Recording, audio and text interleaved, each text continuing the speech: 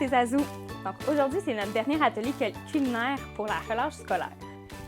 Si tu écoutes la capsule présentement, c'est que tu es allé chercher ton sac de matériel à la bibliothèque. Tu vas avoir besoin de quelques accessoires de cuisine que tu vas trouver à la maison. Entre autres, un grand bol, un fouet, un petit plat, une fourchette et des tasses à mesurer aussi pour mesurer tes ingrédients. Donc, tu commences par verser dans ton grand bol le mélange à gâteau. Tu mets le sac au complet. Et voilà. Ensuite, tu vas casser tes œufs dans le petit bol. Fais bien attention pour éviter qu'il y ait des écailles qui se retrouvent à l'intérieur de ton mélange. Donc, tu casses 3 œufs. C'est un peu gluant, mais c'est pas grave. Tu peux te laver les mains. En fait, j'espère que tu t'es lavé les mains avant. Moi, tu ne m'as pas vu, mais je l'ai fait avant de commencer mon activité. Puis tu peux te rincer les mains si tu n'aimes pas la texture. Une fois que tes œufs sont cassés, il suffit de les fouetter. Donc, avec ta fourchette, tu mélanges bien le blanc et le jaune de ton œuf.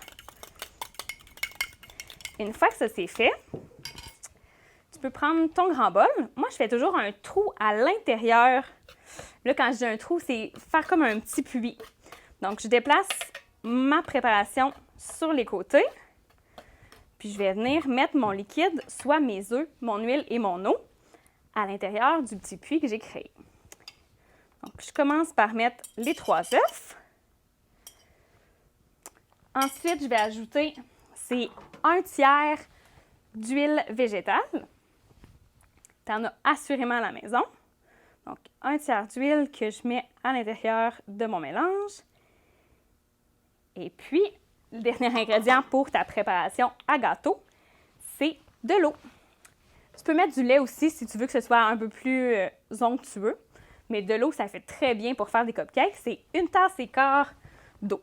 Donc, tu peux remplir ta grosse tasse une fois. Tu peux aussi, à la maison, prendre une petite, enfin un quart de tasse. C'est vraiment plus petit. Mais moi, j'utilise la même. Je vais à peu près un quart de cette tasse-là. Et là, c'est le temps de fouetter le tout.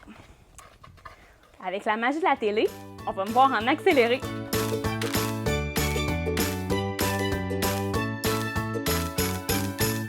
Comme tu peux voir, je vais chercher les côtés de mon bol pour m'assurer que tout le mélange soit bien fouetté. Ça devient très liquide. Il faut t'assurer qu'il n'y ait plus de mouton à l'intérieur, sinon ça va faire un drôle de croustillant sous la dent. Et tu peux utiliser une cuillère ou bien une louche pour transférer ton mélange à gâteau dans tes moules à cupcake. Moi, j'ai mis déjà les petits papiers à l'intérieur pour que ça aille plus vite. Prends bien ton temps pour éviter de faire les dégâts, mais en même temps, toujours moyen de nettoyer le tout une fois que tu as terminé. Donc, tu ne remplis pas les moules à muffins au complet. Tu les remplis environ à la moitié ou aux 3/4. Parce que quand ton moule va cuire, ça va gonfler.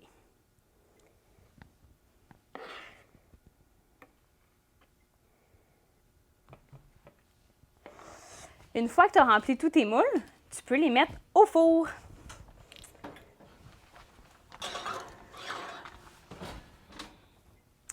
Suis la recette qui est indiquée à l'endos de ton mélange à gâteau, donc à 350.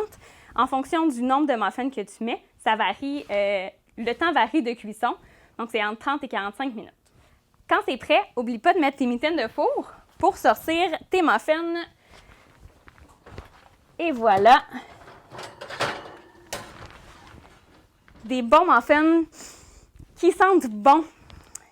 Et une fois que la cuisson est faite, en fait, tu t'assures toujours de mettre quelque chose sur la table ou sur ta surface de travail pour ne pas brûler ta surface de travail. Et puis là, tu peux les laisser reposer un petit peu avant de compléter tes décorations. On est rendu à l'étape la plus intéressante, décorer tes cupcakes. Donc, si tu as un pot de crémage, tu peux étendre ton crémage simplement avec un couteau ou avec le dos d'une cuillère. C'est comme tu veux. Assure-toi qu'il soit à température ambiante. C'est beaucoup plus facile pour étendre le crémage sur ton cupcake. Donc, tu peux faire la base en blanc pour tous tes cupcakes. Tu l'étends bien comme il faut, mais en pas trop parce que ça va goûter très sucré.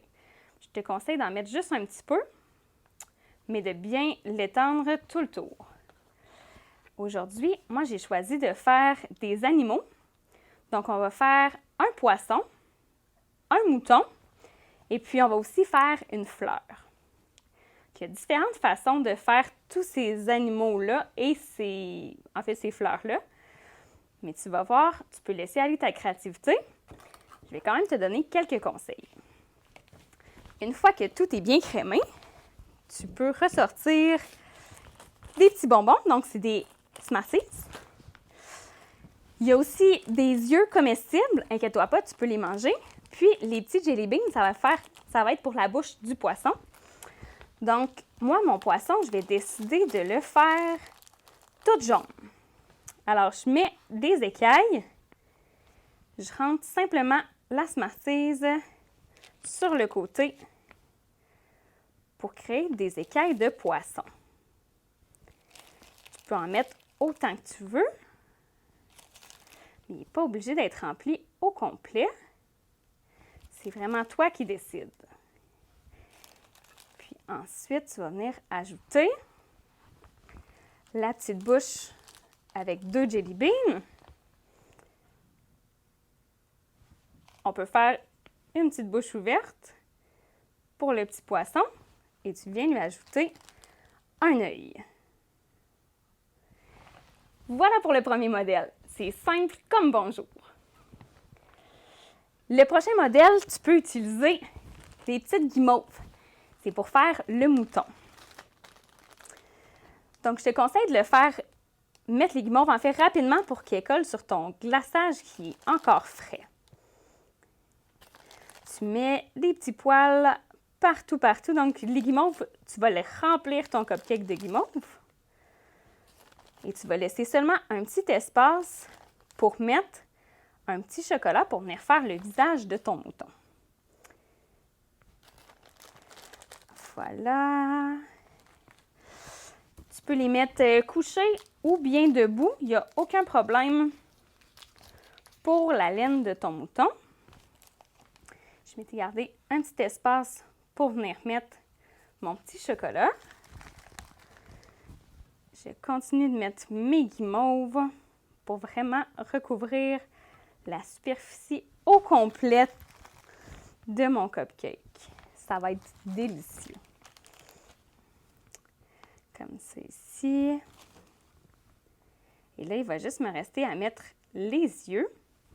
Tu peux retourner prendre un petit peu de crémage pour venir faire coller les yeux sur le bout de chocolat. Alors, je vais les sortir ici.